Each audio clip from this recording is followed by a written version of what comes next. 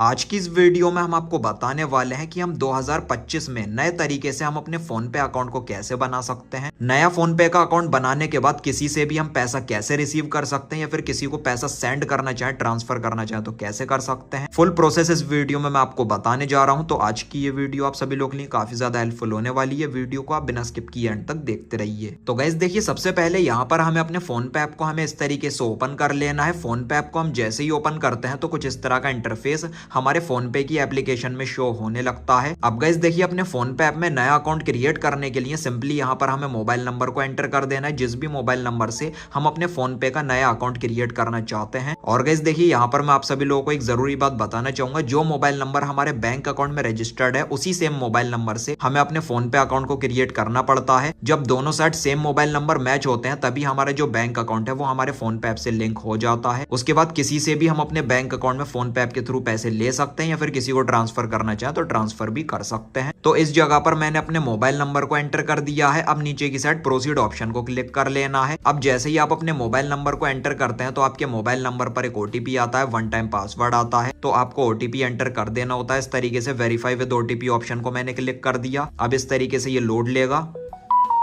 और आप यहाँ पर देख सकते हो ओटीपी आ चुका है। ऑटोमेटिकली जो मेरा ओटीपी है वो फोन पे ऐप में वेरीफाई कर लिया है।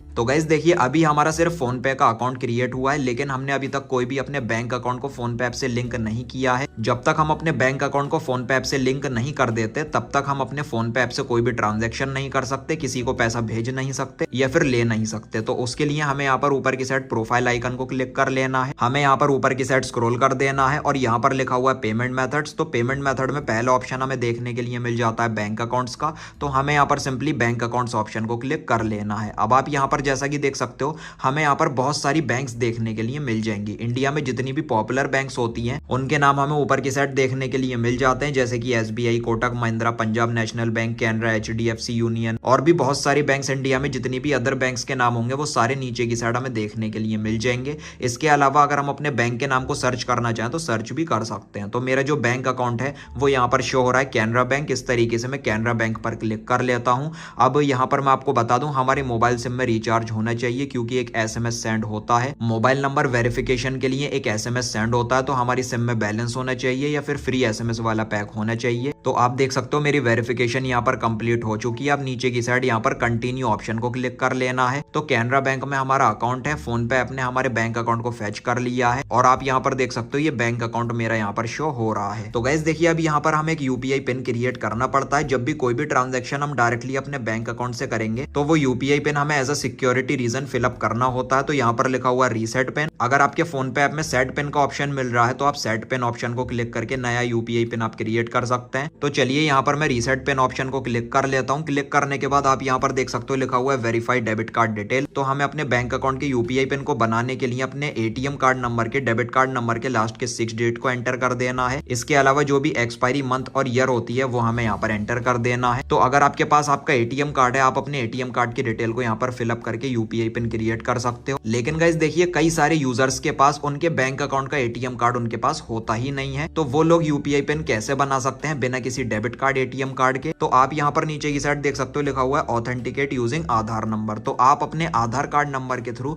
यूपीआई पिन घर बैठे क्रिएट कर सकते हैं। चलिए यहाँ पर मैं क्लिक कर लेता हूँ। अब यहाँ पर लिखा हुआ है आधार नंबर लिंक विद बैंक। तो हमारे आधार कार्ड में जो मोबाइल नंबर रजिस्टर है वही सेम मोबाइल नंबर हमारे बैंक अकाउंट में भी रजिस्टर होना चाहिए, तभी हमारे आधार कार्ड की वेरिफिकेशन कंप्लीट होती है और हमारा यूपीआई पिन बन जाता है। तो चलिए नीचे की साइड कंटिन्यू ऑप्शन को क्लिक कर लेना है। अब यहाँ पर लिखा हुआ है enter the first 6 digit of Aadhaar number. तो हमारे आधार कार्ड नंबर के स्टार्टिंग के जो 6 डिजिट है वो हमें यहाँ पर एंटर कर देने हैं। आधार नंबर एंटर कर देने के बाद हमें कंटिन्यू ऑप्शन को क्लिक कर लेना है। जैसे ही हम यहाँ पर कंटिन्यू ऑप्शन को क्लिक करते हैं तो हमारे आधार कार्ड के रजिस्टर्ड मोबाइल नंबर पर एक ओटीपी आता है, वन टाइम पासवर्ड आता है। ऑटोमेटिकली ये ओटीपी फिलअप हो चुका है। उसके बाद हमें कंफर्म ऑप्शन को क्लिक कर लेना है। अब एक ओटीपी बैंक की तरफ से भी आता है, बैंक की तरफ से भी जो ओटीपी हमें मिला है ये ऑटोमेटिकली फिलअप हो चुका है। अब इस तरीके से हमें कंफर्म ऑप्शन को क्लिक कर लेना है। अब यहाँ पर लिखा हुआ है सेट 6 डिजिट यूपीआई पिन। तो अब यहाँ पर हमें अपने 6 डिजिट का एक यूपीआई पिन क्रिएट कर लेना है। जब भी हम अपने बैंक अकाउंट से कोई भी A to Z ट्रांजैक्शन करेंगे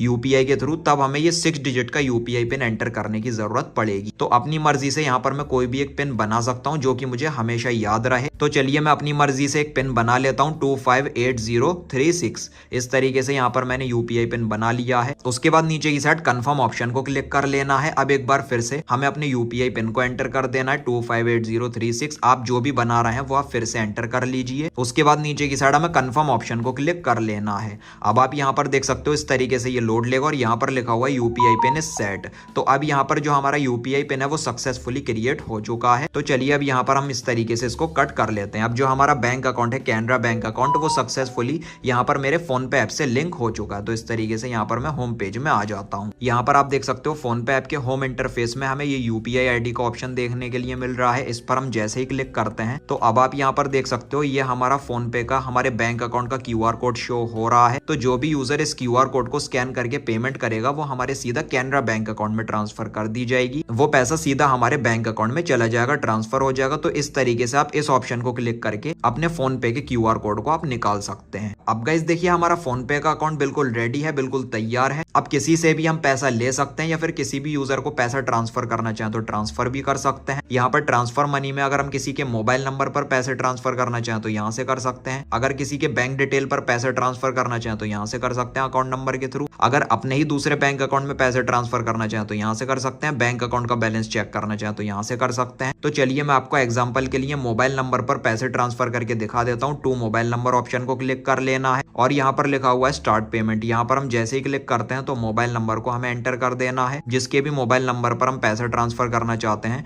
उसका मोबाइल नंबर हमने यहाँ पर एंटर कर दिया है। एंटर कर देने के बाद पूरी हिस्ट्री भी यहाँ पर शो होने लगती है, कितना उसने पैसा सेंड किया या फिर आपने कितना सेंड किया, सब कुछ यहाँ से हम देख सकते हैं। जिसको भी हम पैसे ट्रांसफर कर रहे हैं उनका नाम क्या है हमें यहाँ पर नाम भी देखने के लिए मिल जाता है। तो जितने भी पैसे हम ट्रांसफर करना चाहते हैं उतना अमाउंट हमें यहाँ पर एंटर कर देना है। हम यहाँ पर मिनिमम 1 रुपए से लेकर मैक्सिमम 2 लाख रुपए तक का बैलेंस ट्रांसफर कर सकते हैं। तो चलिए मैं आपको 100 रुपए एग्जाम्पल के लिए सेंड करके दिखा देता हूँ। 100 रुपीज मैंने फिलअप कर दिया। उसके बाद पे ऑप्शन पर हम जैसे ही क्लिक करते हैं तो हमें यूपीआई पिन एंटर कर देना है। जो भी हमने यूपीआई पिन क्रिएट करा था, आपने जो भी करा होता है आपको फिलअप कर देना है। उसके बाद यहाँ पर कंफर्म ऑप्शन को क्लिक कर लेना है। अब इस तरीके से ये लोड लेगा तो आप यहाँ पर देख सकते हो फोन पे के मोबाइल नंबर पर ये 100 रुपए का बैलेंस मैंने आपको ट्रांसफर करके दिखा दिया है। तो इस तरीके से आप किसी को भी पैसे सेंड कर सकते हो। तो ये था वो आसान तरीका जिससे आप 2025 में नए फोन पे अकाउंट को क्रिएट कर सकते हैं, नए फोन पे अकाउंट को आप बना सकते हैं। अगर आपके पास एटीएम कार्ड भी नहीं है तो सिर्फ आधार कार्ड के थ्रू आप अपने फोन पे की यूपीआई पिन को भी बना सकते हैं और फिर उसके बाद आप अपने फोन पे ऐप को यूज कर सकते हैं, कोई भी यूपीआई ट्रांजैक्शन कर सकते हैं, किसी को भी पैसा सेंड कर सकते हैं अपने बैंक अकाउंट के थ्रू या फिर रिसीव भी कर सकते हैं अपने बैंक अकाउंट में।